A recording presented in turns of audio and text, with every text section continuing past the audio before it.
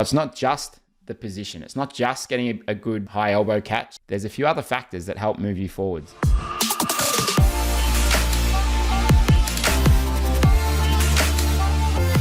Welcome to Feedback Friday. In these videos, we have someone who watches the channel send in a video of their swimming, and I look at what they can do to improve. How can they get faster? How can they become more efficient in the water? My name's Brenton Ford. I'm a swim coach based in Australia. I've had 6 national titles as a Masters coach. I've been Masters Coach of the Year, and I hold the New Zealand Ironman swim course record for the 25 to 29 year age group. What I do is help people from around the world become better swimmers, particularly in freestyle. That's what we focus on here. Now, in this video, I've had a look through the different angles, and there's a couple of things that I could see that Leon could do here to get faster. And he said he's been back swimming for 6 months. He's averaging around 2 minutes 10 per 100. And in this video, he swims around a 150. So he's going a little bit quicker than his average pace. Now, the first thing we always want to look at is what can we do to be more streamlined in the water? Because it doesn't matter how fit and how far and how strong you are. If you have poor body position or you're creating a lot of additional drag, then that is going to cause you to have to work a lot harder to generate speed. So we always want to look at what can we do to be more streamlined. Now, the first thing we look at is how is your head and your body position? If we have a look at his head position, he looks great. He's looking slightly forwards. The top of his head is out of the water. That ticks the box with head position. So I really like where his head is there. Now, if we have a look at the hips, you'll see that they're sitting a bit below the surface. And then if we go on down to the legs, you might notice that the knees are bending quite a bit. So if we had some underwater footage, we'd likely see that the hips are dropping, the legs are dropping a bit, so he's not quite horizontal in the water. There's a bit of a drop there. And the other thing with that too is with his kick, he's likely just bending at the knees, kicking from the knees a little bit too much there. So what I'd suggest doing is adjusting the way that he's kicking. A couple of ways that we can think about that kick is we want to make sure we're kicking the right size. So I like to picture this bucket out behind you, and you want to picture like you're just keeping your feet in the bucket. Now, he's almost doing that, but we do see at times there's moments like this here where his knee is just bending a little bit too much. And that's going to give him more propulsion because it's going to be a bigger kick, but that is outweighed by more drag. So I'd encourage him to keep his legs just a little bit longer and straighter. And I almost want to like picture the kick like a streamer attached to a fan where you see that streamer just sort of going up and down and up and down. It's a little bit like that. Now, we certainly do bend the knee a little bit on the down kicks, but I'd be looking to keep it slightly straighter. And it will feel a lot easier. He'll sit a bit higher because he's creating less drag, and that should take a good amount of the effort out of it. Now, I do find that when people are relatively new to swimming or they're just getting back into swimming, quite often they're kicking a little bit bigger and a little bit harder than what they actually need to in order to keep their speed going and try and keep their hips and legs up. Because if they feel like if they stop that, then that they feel like they're just going to stop or slow down or their body's going to sink. But you have to trust that if you have a lighter, narrower kick, it's going to be easier and it's actually going to help with your body position. So we don't want most of our propulsion coming from the kick. Ideally, most of our propulsion will be coming from what our arms are doing in the water. So if you feel like your kick is the thing that is driving you forwards, you might need to back it off a little bit because most of that propulsion should be coming from the arms. And sometimes if we're kicking too hard, it makes it hard to transition to getting that propulsion from the arms. So that would be the first thing there. Now, the other thing we will look at here is his breathing. He's breathing pretty well, but he does certainly lose a little bit of balance and stability in the stroke when he takes that breath. So if we look at where he's looking when he breathes, he's in quite a good spot, but you will notice that right here, it looks like a couple of things are happening. He's looking up a little bit too high. Now, the best place to look is to the side, trying to keep part of that bottom goggle in the water. We generally want to try and keep part of that bottom goggle in.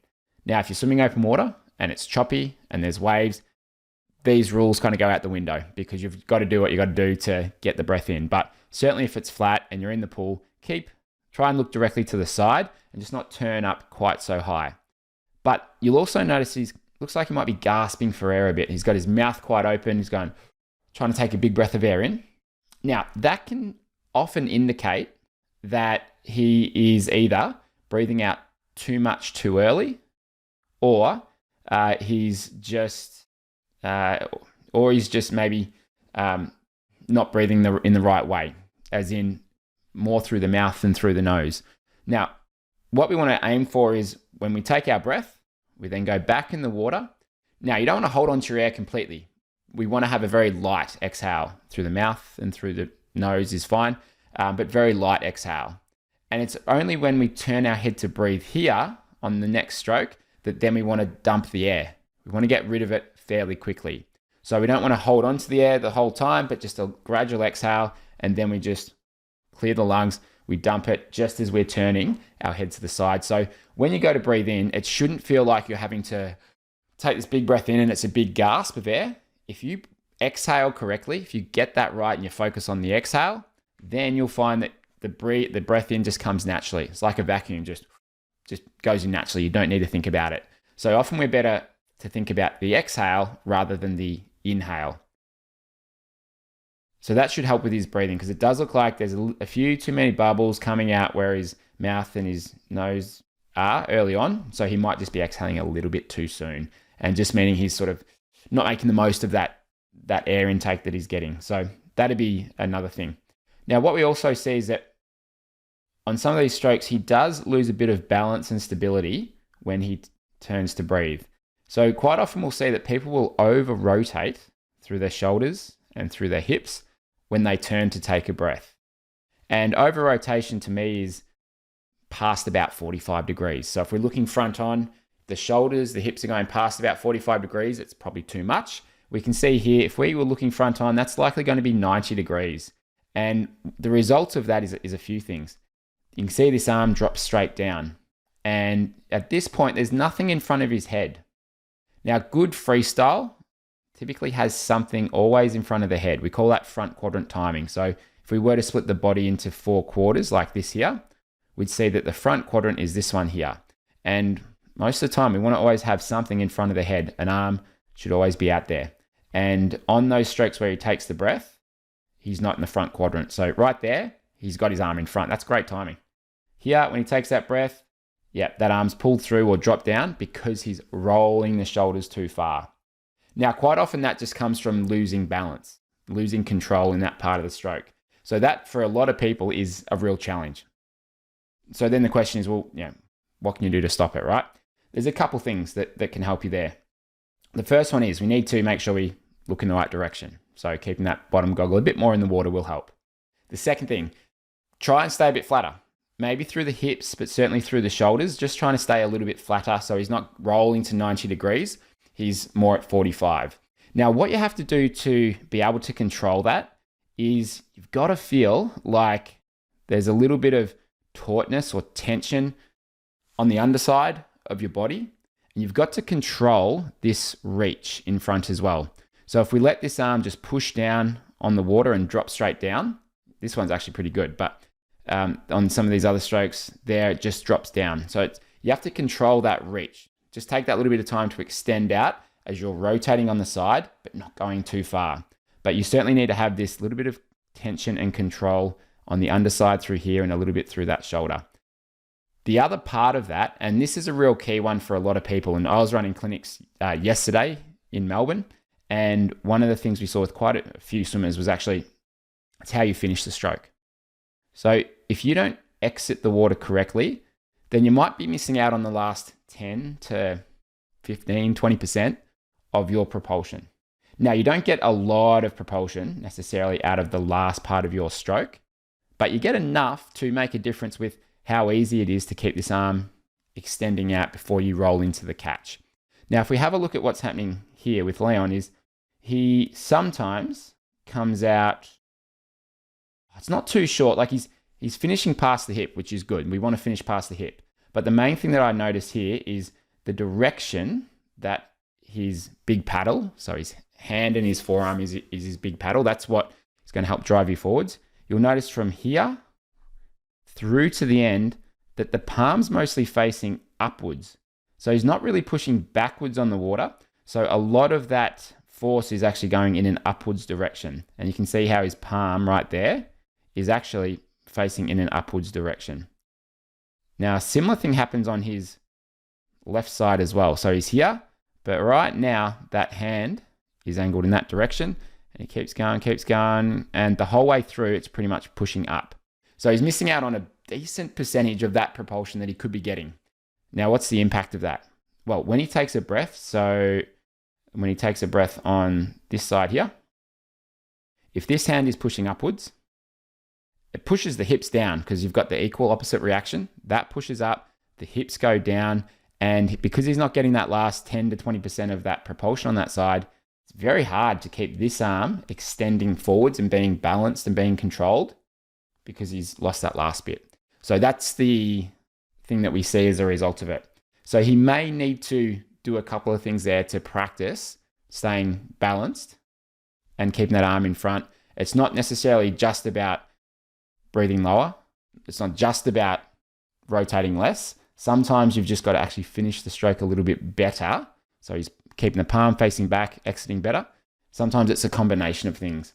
And that can take time. That can take practice. Even very, very good swimmers, when they take a breath, that's often when the stroke can start to fall apart a little bit. So it does take time and practice to be able to do that. So that's Leon's exit there. Now, the other thing we'll see here is that he actually recovers over the water really well. He's got this nice open recovery, elbow led, open as in we can see his underarm there.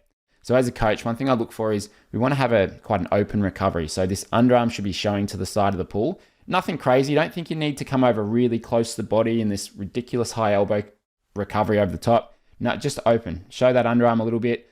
Good to have that elbow pointing up to the side. And this is called your recovery because the hands should be somewhat relaxed. We want to put effort into the underwater phase of the stroke, but the recovery phase of the stroke, that should be pretty relaxed because that is not where you're going to get your propulsion from. And he's doing those things really well. Nice with his entry, nice with his reach. I think he's doing a really good job with that. And we can even see some parts of his catch are going quite well, particularly on some of these strokes where he's not breathing. So if you look at his left arm here, going from there, setting the catch, this is actually quite good. Now, he's almost in this high elbow catch. Now, a high elbow catch is if we go from shoulder to fingertips, if that elbow is above it, then I'd consider that a high elbow catch.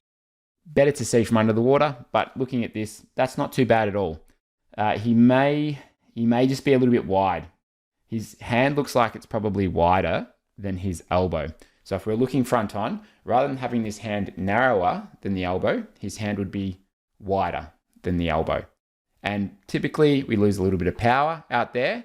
And quite often as well, if you're having to come out that wide, well, you're probably pushing in that outwards direction. And if you push outwards, that's not going to help move you forwards. We need to try and keep most of those forces pressing back towards our feet because that's what's going to move us forwards.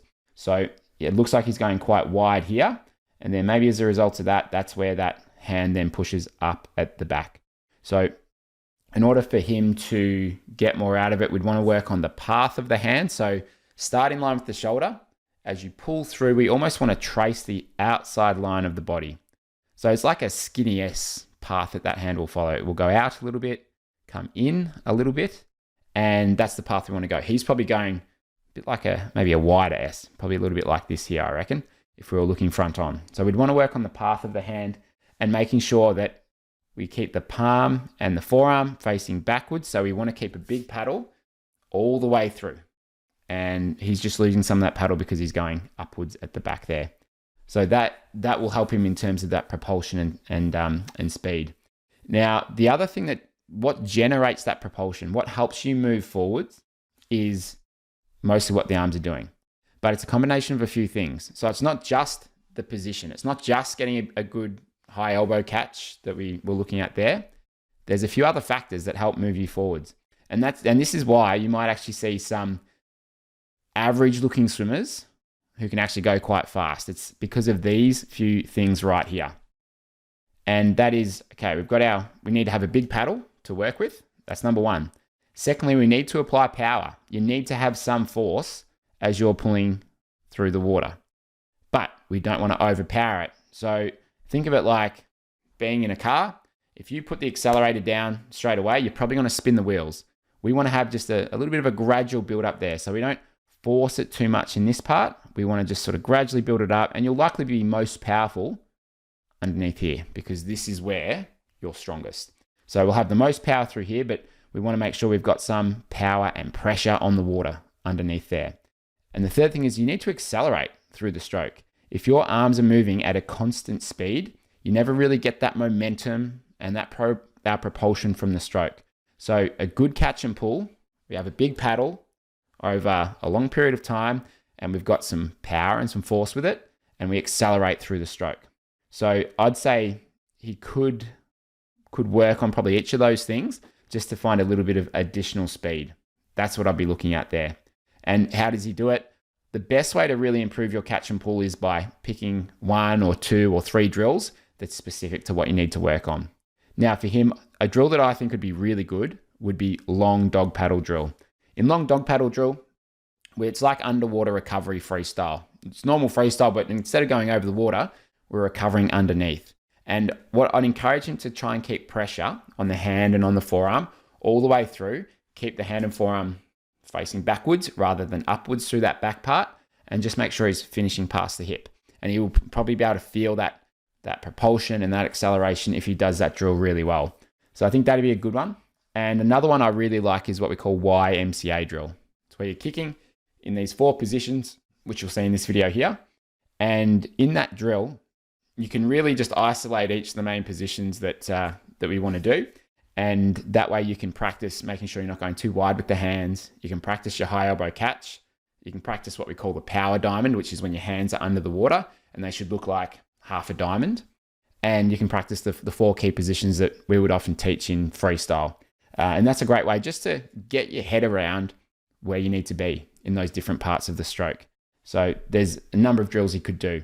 And what I've seen work really well for people is doing a few drills in your warm-up every session. That starts to change those movement patterns that you've got. That starts to improve your technique. And that's typically after 5, 6, 7 weeks time, you start to really see the benefits of doing that. So that's what I'd suggest for Leon here. Now, if you want to improve your own technique, the best way to do that with us is in the Effortless Swim membership. I'll put a link to that below. You can send videos of your stroke for me to take a look at and analyze on our monthly members call. And you can also get access to all of our technique courses, our 5-day catch challenge, our 8-week faster freestyle course, as well as all of our workouts. If you're not sure what to do in training, then we've got all of that there as well. So I'll put the link below. If you'd like to continue learning about the freestyle stroke, watch this video right here.